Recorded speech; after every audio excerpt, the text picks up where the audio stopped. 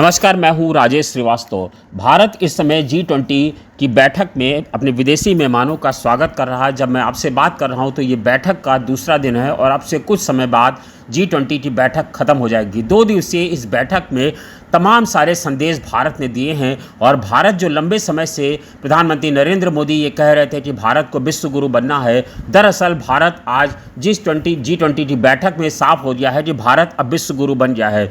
चीन और रूस जो लगातार नहीं चाह रहे थे वो भारत ने कर दिखाया है। भारत ने इस G20 की अध्यक्षता में तमाम सारे ऐसे संदेश दिए। जब प्रधानमंत्री नरेंद्र मोदी विदेशी मेहमानों का स्वागत कोणार्क के चक्र के सामने खड़े होकर के कर रहे थे, तभी लग रहा था कि भारत इस बैठक में एक बड़े संदेश देगा, क्योंकि कोणार्क चक्र ऐसा है जो भारत के प्राचीन ज्ञान, उन्नत सभ्यता के साथ साथ प्रगति और निरंतरता का प्रतीक माना जाता है। और कोणार्क चक्र के सामने जब उन्होंने खड़े होकर के विदेशी मेहमानों का स्वागत किया तो उसके तभी से लगने लगा था कि भारत अपनी सनातन प्रक्रिया और भारत अपनी प्राचीन सभ्यता दोनों को विदेशी मेहमानों को दिखाना चाहता है। आज वो और चरितार्थ होती दिखाई पड़ी जब प्रधानमंत्री नरेंद्र मोदी ने अपने विदेशी मेहमानों को यहाँ पर ला करके गांधी की समाधि स्थल पर ला करके उनको खड़ा कर दिया और गांधी की समाधि स्थल पर जाकर के सब लोगों ने अपने संदेश लिखे और हस्ताक्षर पुस्तिका में अपने विचार भी लिखे, जिससे साबित होता है कि प्रधानमंत्री नरेंद्र मोदी उन्हें दिखाना चाहते हैं कि भारत के गांधी, भारत जिन गांधी के विचारधारा पर चल रहा है वो गांधी कितने सशक्त हैं। इसीलिए आज उन्होंने तमाम सारे मेहमानों को सुबह ले जा कर के गांधी के समाधि स्थल पर ले गए और वहाँ पर उन्होंने दर्शन किया गांधी स्थल पर जा कर के। और इस जगह पर प्रधानमंत्री नरेंद्र मोदी ने खुद पहुंच करके स्वागत किया था। संयुक्त राष्ट्र के महासचिव एंटोनियो गुटारेस और अंतर्राष्ट्रीय मुद्रा कोष IMF की प्रमुख क्रिस्टालिना जॉर्जिवा सबसे पहले राजघाट पर पहुंची थीं और मोदी ने इन नेताओं को अंगरखा पहना करके स्वागत किया। इन नेताओं ने लीडर्स लाउंज में शांति दीवार पर अपने हस्ताक्षर भी किए। आज सुबह रविवार को सुबह ब्रिटेन के प्रधानमंत्री ऋषि सुनक अक्षरधाम मंदिर पहुंचे, जहां उन्होंने दर्शन किया और भारत आते ही उन्होंने सबसे पहले यहां पर जाने की इच्छा जताई थी। तो आज उन्होंने अपना ये इच्छा भी पूरी की है और आज सभी नेता राजघाट पर पहुंचे हैं, जो उन्होंने जाकर के प्रधानमंत्री नरेंद्र मोदी के साथ वहां पहुंचे और वहां पर निरीक्षण किया। इसके पहले कल यानी कि शनिवार को जब प्रधानमंत्री नरेंद्र मोदी ने इस बैठक को की थी तो प्रधानमंत्री नरेंद्र मोदी ने एक नई दिल्ली का एक घोषणा पत्र था, जिसको उन्होंने समझौता करा करके विदेशी मेहमानों के साथ सबको लेकर के पूरी दुनिया को कहें तो सबको उस पर सहमति जताई। जब शुक्रवार तक हालांकि इस तरह सहमति नहीं बन पाई थी, इसीलिए ये जो हस्ताक्षर समझौता किया गया है जिसमें ये कहा गया है कि ये युद्ध का युग नहीं है, क्योंकि आपको पता होगा पिछले दिनों यूक्रेन के साथ जब युद्ध चल रहा था तो रूस बार बार इस परमाणु युद्ध को लेकर के धमकी दे रहा था। रूस और यूक्रेन के बाद इस स्थितियों के बावजूद चीन भी बार बार परमाणु युद्ध की बात करता है, तो चीन और रूस तैयार नहीं हो रहे थे। लेकिन उसके बावजूद दोनों देशों की असहमति के बावजूद प्रधानमंत्री नरेंद्र मोदी ने एक ऐसा घोषणा पत्र तैयार किया जिसमें युद्ध को नकारा गया है और परमाणु युद्ध की बात को लेकर के और जलवायु परिवर्तन को लेकर के तमाम सारी बातें को जिस पर लेकर के दुनिया पर मंथन चल रहा था उस पर सहमति बता दी है। और दिलचस्प तो यह भी है कि चीन और रूस दोनों भी इस पर सहमत हो गए हैं और दोनों ने इस पर अपनी सहमति जताते हुए हस्ताक्षर कर दिया है। एक और बात इसमें हुई है कि प्रधानमंत्री नरेंद्र मोदी ने एक G20 का जो प्रतीक है, एक हथौड़ा, वो आज ब्राज़ील को सौंपा है और अब 1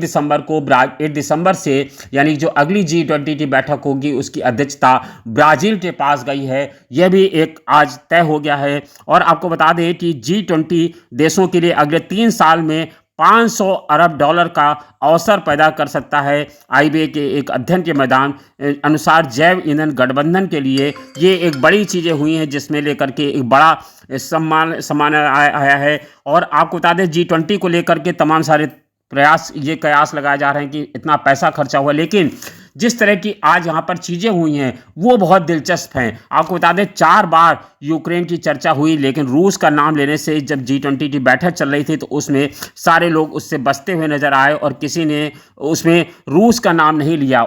9 बार इस समझौता पत्र में जो हस्ताक्षर हुआ है उसमें 9 बार आतंकवाद का जिक्र किया गया है और आतंकवाद को लेकर के सुरक्षा के लेकर गंभीर खतरा बताया गया है और कहा गया है कि ये युद्ध का युग नहीं है। एक और बात हुई है जिसको लेकर के पूरी दुनिया आज प्रधानमंत्री नरेंद्र मोदी की ओर देख रही थी कि अफ्रीका को जो U20 का सदस्य है उसे G20 में शामिल कर लिया गया है। अफ्रीका की जो सदस्यता है उसको इसमें लेकर के शामिल कर लिया गया है और अफ्रीका को लेकर के तमाम सारे कयास लगाए जा रहे थे कि अफ्रीका को इस बार सहमति मिल पाएगी कि नहीं मिल पाएगी, लेकिन अफ्रीका को इस बार इसमें G20 की बैठक में शामिल कर लिया गया है। तो ये एक माना जा रहा है कि एक बड़ा ही एक ये दिलचस्प पहलू है जिसको लेकर के तमाम सारे कयास लगाए जा रहे थे और प्रधानमंत्री नरेंद्र मोदी के प्रयास से दक्षिण अफ्रीका को इसमें शामिल कर लिया गया है।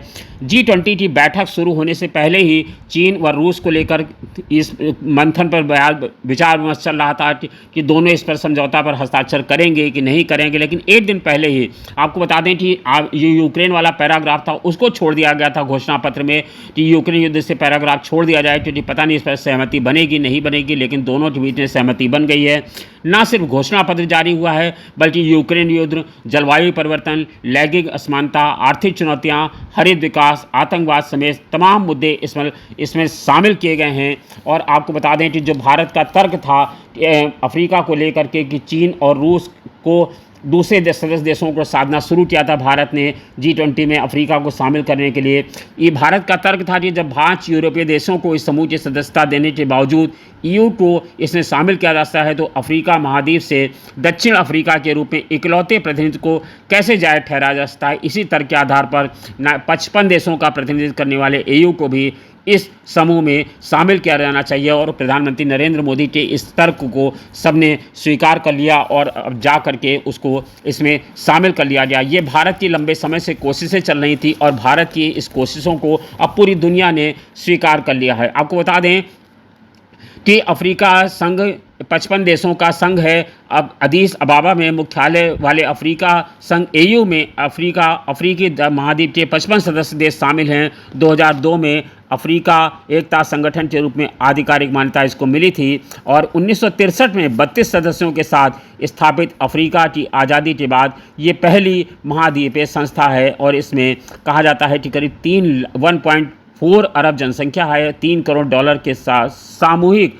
रूप से अब अफ्रीकी देशों का GDP माना जाता है। भारत ने अब इसे नया सदस्य बना लिया है। शिखर सम्मेलन में से पहले PM मोदी ने कहा था कि पृथ्वी के भविष्य के लिए कोई योजना सबके प्रतिनिधित्व और मान्यता के बिना सफल नहीं हो सकती। अफ्रीका भारत की सर्वोच्च प्राथमिकता में है और ये वैश्विक मामलों में उन लोगों को शामिल करने के लिए काम करता है जिनकी आवाज़ नहीं सुनी जा रही है। तो ये एक बड़ी कूटनीतिक जीत मानी जा रही। और आपको बता दें G20 में जब प्रधानमंत्री नरेंद्र मोदी की जो नेम प्लेट लगाई गई, इसमें तमाम सवारे कयासों को एक नया जन्म दे दिया है। प्रधानमंत्री नरेंद्र मोदी ने इंडिया लिखने बजाय वहाँ भारत लिखा गया, जिससे भारत की प्राचीन सभ्यता और संस्कृति झलक रही थी। और इसके अलावा आपको बता दें जब कल इन विदेशी मेहमानों का जो पूरी दुनिया के राष्ट्राध्यक्ष हैं उनको जब खाना परोसा गया है तो राष्ट्रपति ने वो राष्ट्रपति भवन में आयोजित इस डिनर पार्टी में एक शानदार भव्य का आयोजन किया गया था, जिसमें सोने चांदी के बर्तन में भारतीय भोजन को परोसा गया, जिसमें हर प्रांत के खास चीज़ों को परोसा गया, जिसमें तमाम सारी लजीज चीज़ें थी और सोने चांदी के बर्तनों में हमारे इन मेहमानों ने इनका भोजन का आनंद लिया। PM मोदी ने G20 के पहले सत्र में कहा कि 21वीं सदी दुनिया को नई दिशा देने का समय है।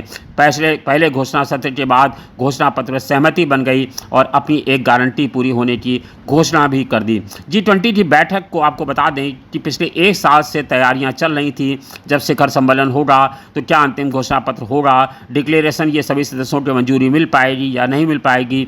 चीन के राष्ट्रपति शी जिनपिंग और रूसी राष्ट्रपति पुतिन ने दिल्ली पहुंचने में असमर्थता जताई थी, तब भी ये संदेह अधिक पुख्ता हो गया था कि ये घोषणा पत्र नहीं लागू हो पाएगा। लेकिन शुक्रवार को प्रगति मैदान में अंतर्राष्ट्रीय मीडिया सेंटर में इस संदेह को लेकर भी सवाल उठाए गए थे, लेकिन जब इन सब का जवाब शनिवार को मिल गया, जब शिखर सम्मेलन के पहले ही दिन प्रधानमंत्री नरेंद्र मोदी ने अपना मास्टर स्ट्रोक लगाया और डिक्लेरेशन पर सभी देशों की सहमति हो गई। न चीन दुखी हुआ, न रूस परेशान हुआ। भारत ने G20 के सभी देशों को खुश कर दिया। इतना ही नहीं, G20 के दिक्कत हुए सम्मेलन में अफ्रीकी संघ में इस सम्मेलन को शामिल करने का आग्रह किया था, वो भी प्रधानमंत्री नरेंद्र मोदी ने पूरा कर दिया है। तो ये कहा जा सकता है G20 की जो बैठक है वो हमारे देश के लिए गौरव का प्रतीक है, और G20 के बहाने ही भारत की स्वीकार्यता पूरी दुनिया में हो गई है। जो प्रधानमंत्री नरेंद्र मोदी लंबे समय से विदेशों की यात्रा कर रहे हैं, एक तरह से कहा जाए तो ये उसका भी परिणाम है। और भारत की कूटनीतिक जीत भी हुई है, क्योंकि रूस और यूक्रेन का जो युद्ध चल रहा था उसने भारत की तटस्थता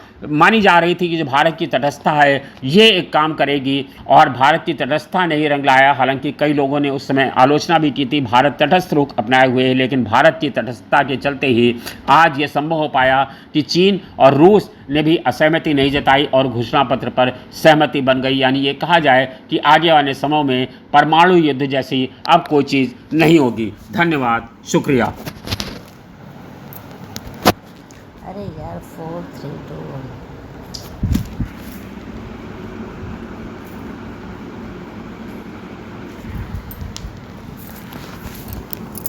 3 4 5 2